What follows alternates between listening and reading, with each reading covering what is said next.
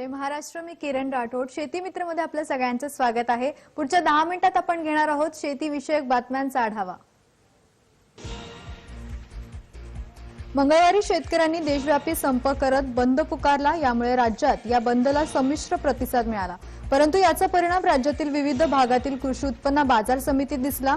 नवी मुंबईतील बाजार समितीने या बंदला पाठिंबा दिल्यामुळे दिवसभरात ही बाजार समिती बंद ठेवण्यात आली। पुण्यात रोज शेतीमालाच्या 900 गाड्यांची आवक होते, परंतु आज 174 गाड्यांची आवक झाली। तर नागपूरमध्ये 800 ते 1000 गाड्यांची आवक होते, पण आज फक्त 200 गाड्यांची आवक झाली। तसेच कोल्हापूर, नाशिक, लासलगाव इत्यादी बाजार समितीत सुद्धा कमी आवक झाल्याचं पाहायला मिळालं।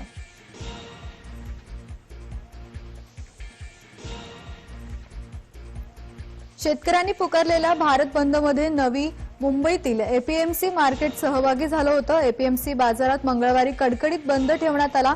एपीएमसी मधील 5ही बाजारपेठा पूर्ण बंद ठेवण्यात आला। नव्या कृषी कायद्यामुळे शेतकऱ्यांसोबत माथाडी कामगारांचा देखील रोजगाराचा प्रश्न उपस्थित होणार असल्याने या बंदमध्ये माथाडी कामगार सुद्धा सामील झाले होते।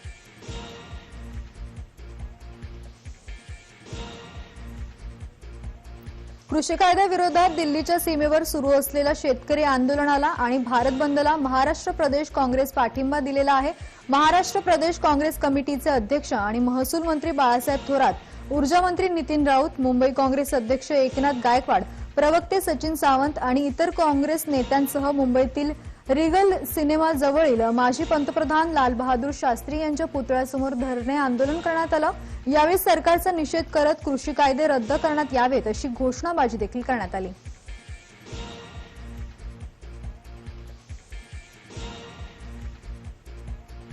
पुणे कृषी उत्पन्न बाजार समितीमध्ये शेतकऱ्यांनी पुकारलेला बंदचा परिणाम दिसून आला। फळं आणि भाजीपाला घेऊन येणाऱ्या फक्त 174 गाड्यांची मंगळवारी पुणे कृषी उत्पन्न बाजार समितीमध्ये आवक झाली आहे। एरवी दररोज किमान 900 माल वाहतूक गाड्यांमधून या बाजार समितीत फळं आणि भाजीपाल्यांची आवक होत असते, त्यामुळे बाजार समितीत मंगळवारी गर्दी दिसून आली नाही। बाजार समितीतील किराणा आणि भुसार मालाची बाजारपेठ शेतकरी बंदच्या समर्थनार्थ बंद ठेवण्याचा निर्णय आधीच घेण्यात आला होता, मात्र मंगळवारच्या या बंदचा परिणाम या बाजार समितीत प्रामुख्याने दिसून आला।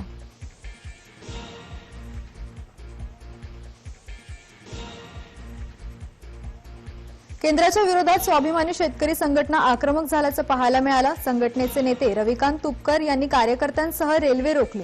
मलकापूरमध्ये चेन्नई अहमदाबाद नवजीवन एक्सप्रेस स्वाभिमानीने रोखली। केंद्राने शेतकरी विरोधी कायदा केला असल्याचा आरोप करत रविकांत तुपकर यांनी कार्यकर्त्यांसह सरकारच्या विरोधात घोषणाबाजी केली। भारत बंदला पाठिंबा आणि शेतकरी विरोधी कायद्याला विरोध करत स्वाभिमानी शेतकरी संघटना आंदोलनाला पाठिंबा दिला। दरम्यान बुलडाणा भारत बंदला उत्स्फूर्तपणे प्रतिसाद मिळाला।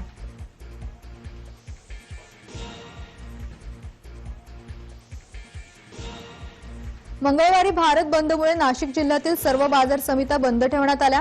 खरं तर नाशिक, लासलगाव, पिंपळगाव, मनमाड या सर्व बाजार समित्यांमध्ये करोडो रुपयांचा व्यवहार रोज पार पडत असतो, मात्र भारत बंदमुळे हे सर्व व्यवहार ठप्प झालेत। मुख्यतः भाजीपाला आणि कांदा लिलाव बंद आहेत। तसेच ग्रामीण भागातील देखील सर्व बाजार बंद असल्याने या बंदला नाशिक जिल्ह्यात चांगला प्रतिसाद मिळाल्याचं पाहायला मिळालं।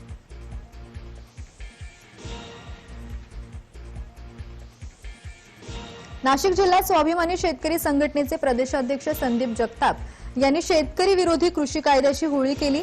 दरम्यान नाशिक जिल्ह्यात भारत बंदला उत्तम प्रतिसाद मिळाला। केंद्र सरकारने केलेले हे नवे कायदे शेतकऱ्यांना उद्योगपतींच्या घशात घालणारे आहे, शेतकऱ्यांना वाऱ्यावर सोडणारे आहे, त्यामुळे ते रद्द झाले पाहिजेत अशी मागणी यावेळी जगताप यांनी केली। जोरदार घोषणाबाजी करत केंद्र सरकारच्या विरोधात निषेध देखील व्यक्त करण्यात आला।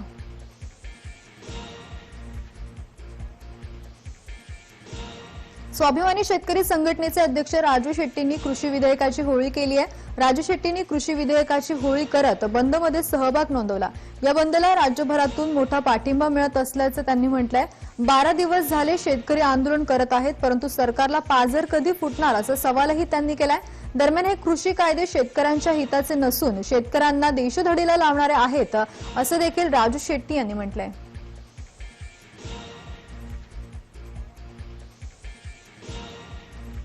पालघर जिल्ह्यात केंद्र सरकारच्या कृषी विधेयकाविरोधात पुकारलेला भारत बंदला उत्स्फूर्त प्रतिसाद मिळाला। पालघरमध्ये कडकडीत बंद पाळण्यात आला।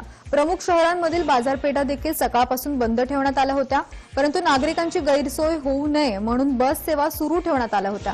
मात्र या व्यतिरिक्त बंदला नागरिकांनी सुद्धा चांगला प्रतिसाद दिला.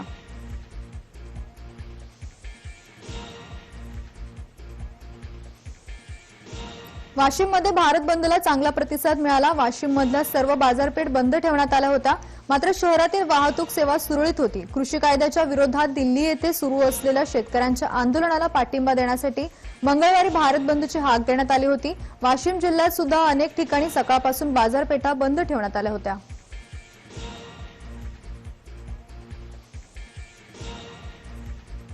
गडचिरोली जिल्ह्यात कृषी कायद्याच्या विरोधात दिल्ली येथे सुरू असलेल्या शेतकऱ्यांच्या आंदोलनाला विविध संघटनांच्या वतीने पाठिंबा देण्यात आला. दरम्यान भारत बंदला सुद्धा चांगला प्रतिसाद मिळाला. देशातील बंदचा गडचिरोली जिल्ह्यात सुद्धा पडसाद दिसून आले.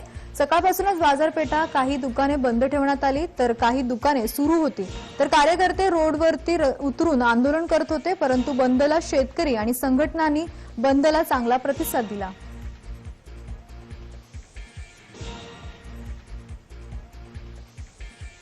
धुळ्यात बंदला संमिश्र प्रतिसाद मिळताना पाहायला मिळाला. धुळे मुंबई आग्रा महामार्गावरती महाआघाडीच्या नेत्यांकडून शहरात बंद आंदोलन करण्यात आलं. शेतकऱ्यांनी पुकारलेल्या बंदला महाआघाडीच्या नेत्यांकडून पाठिंबा मिळाला. देवभाव फाट्यावरती सर्व महाआघाडीच्या राजकीय पक्ष आणि शेतकऱ्यांकडून रास्ता रोको आंदोलन करण्यात आलं. त्यामुळे बंदचा संमिश्र प्रतिसाद सर्वत्र पाहायला मिळाला. याचा परिणाम कृषी उत्पन्न बाजार समित्यांच्या कामावर सुद्धा दिसून आला.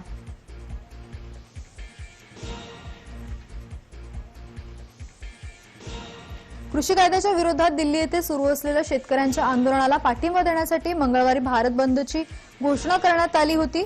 जळगाव जिल्ह्यात सुद्धा याचे पडसाद दिसून आले. सकाळपासूनच बाजारपेठेत काही दुकाने बंद होती, तर ज्यांनी दुकाने सुरू केली ती दुकाने आंदोलनकर्त्यांनी बंद करायला लावली असल्याचं चित्र पाहायला मिळालं. यावेळी आंदोलकांनी केंद्र सरकारच्या विरोधात जोरदार घोषणाबाजी करत सरकारचा निषेध केला.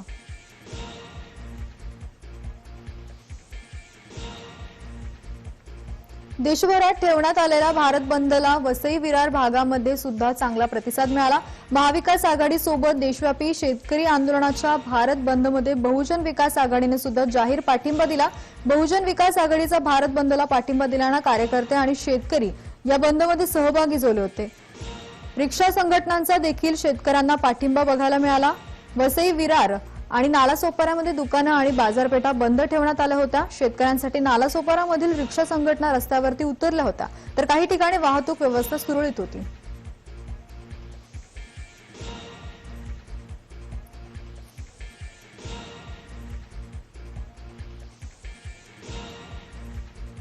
आता राज्यातील तापमान पाहूयात ग्राफिक्सच्या माध्यमातून. मुंबईमध्ये 30 अंश सेल्सिअस इतकं तापमान आहे. पुण्यात 27, नाशिकमध्ये 26, नागपूरमध्ये 24 तर कोल्हापूरमध्ये 28 अंश सेल्सिअस इतकं तापमान आहे.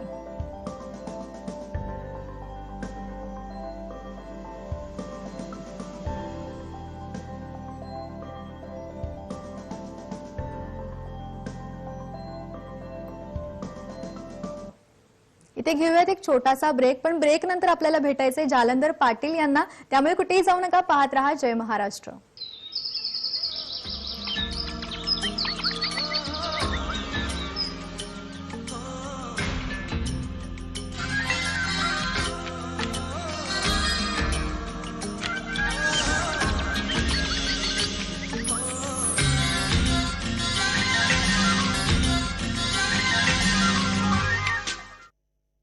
ब्रेक नंतर आपलं पुन्हा एकदा स्वागत आहे. दिल्लीमध्ये शेतकऱ्यांचं आंदोलन अद्यापही सुरूच आहे आणि त्याचे पडसाद महाराष्ट्रातही पडलेत. आणि याच पार्श्वभूमीवर भारत बंदची हाक देण्यात आली. देशभरातील शेतकऱ्यांनी भारत बंदला पाठिंबा दिला. कृषी कायद्याविरोधात शेतकऱ्यांनी आंदोलन केलं. मात्र शेतकऱ्यांचा आक्रोश का आहे? परवडणारी शेती का होत नाही? कंत्राटी पद्धतीने शेती केल्यास काय फायदा तोटा होऊ शकतो? हे याबाबत आपल्याला जालंधर पाटील यांच्याशी संवाद साधायचा आहे.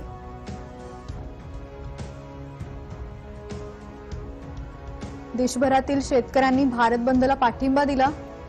कृषी कायद्याविरोधात शेतकऱ्यांनी आंदोलन केली आहेत. दिल्लीमध्ये अद्यापही आंदोलन सुरू आहे. मात्र शेतकऱ्यांचा आक्रोश इतका का आहे? परवडणारी शेती का होत नाहीये? असे काही प्रश्न या ठिकाणी उपस्थित होतात. आणि याच विषयावरती आपण संवाद साधणार आहोत. जालंधर पाटील आपल्यासोबत जोडले गेलेले आहेत. पाटीलजी, स्वागत आहे आपल्या शेती मित्रमध्ये.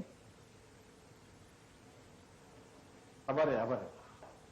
पाटीलजी, सध्याच्या काळामध्ये शेती फायदेशीर आहे का? गेली 20 वर्ष मी चळवळीमध्ये काम करतोय. मी प्राध्यापकीय आहे आणि माझी किमान 10 एकर शेती आहे.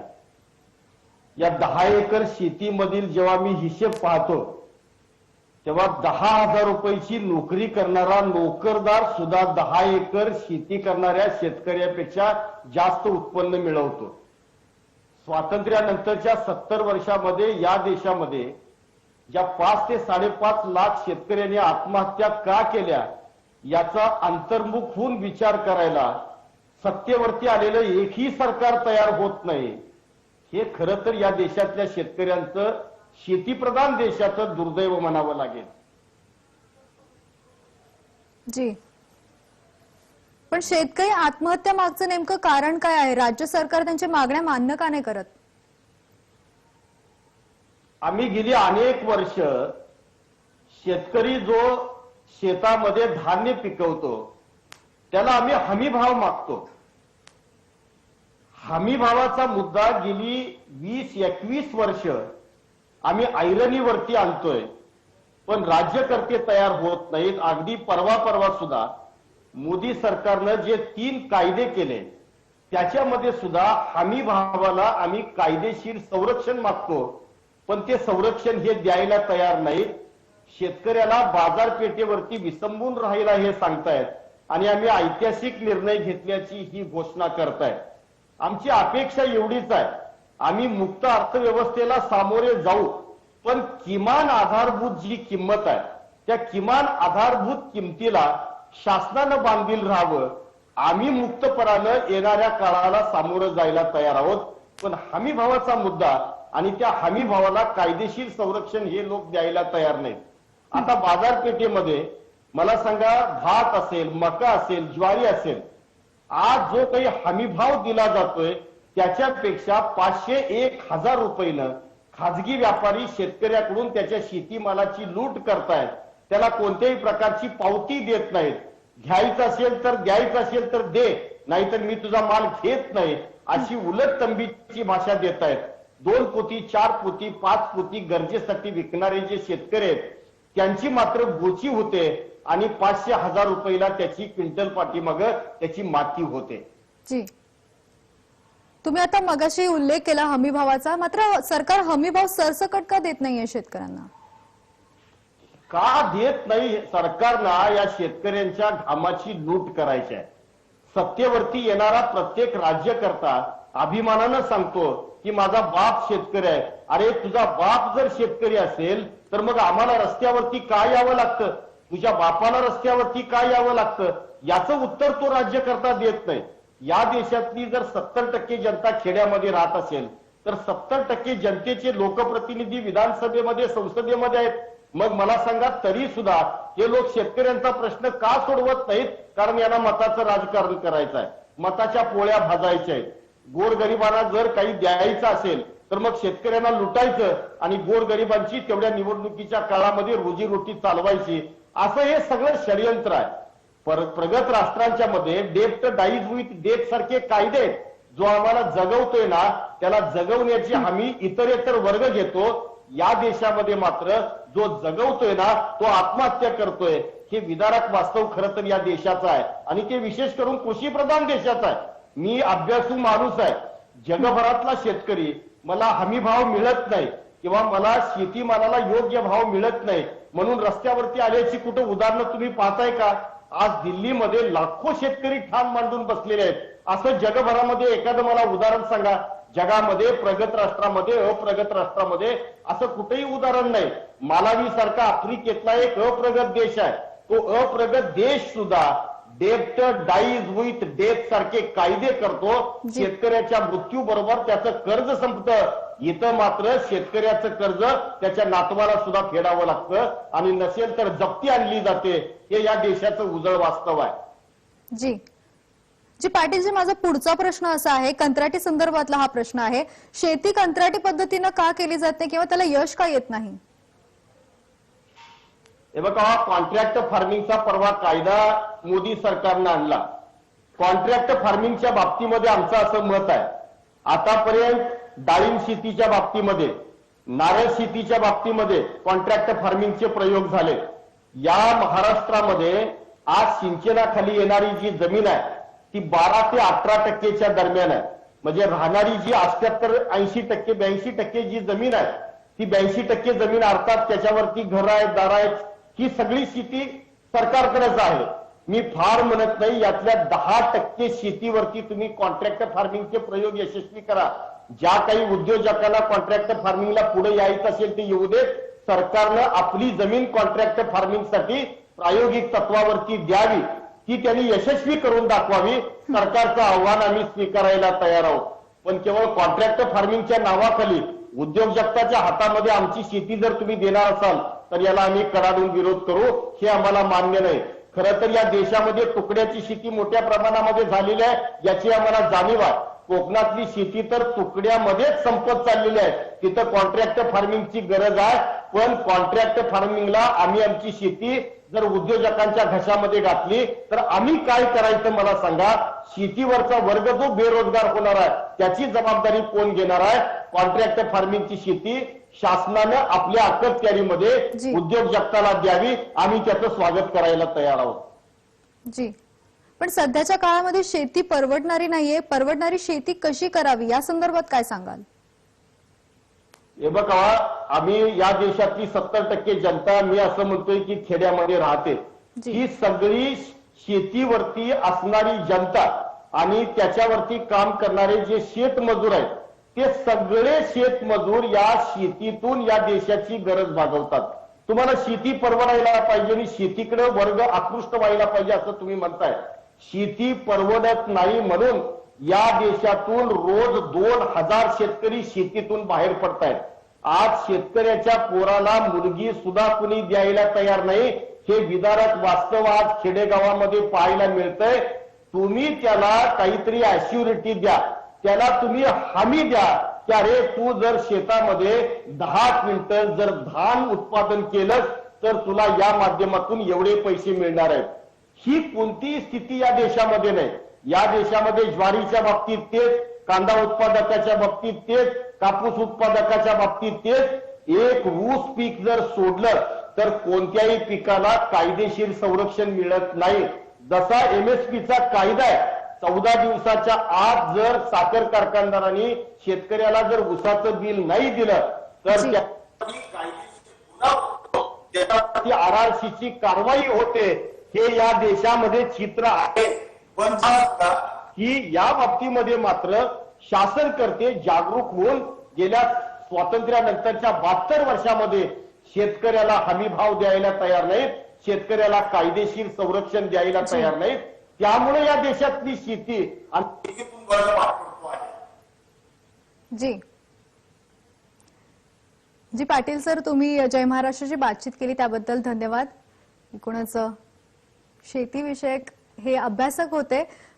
यासह इथेच थांबूया. तुम्ही पाहत राहा जय महाराष्ट्र.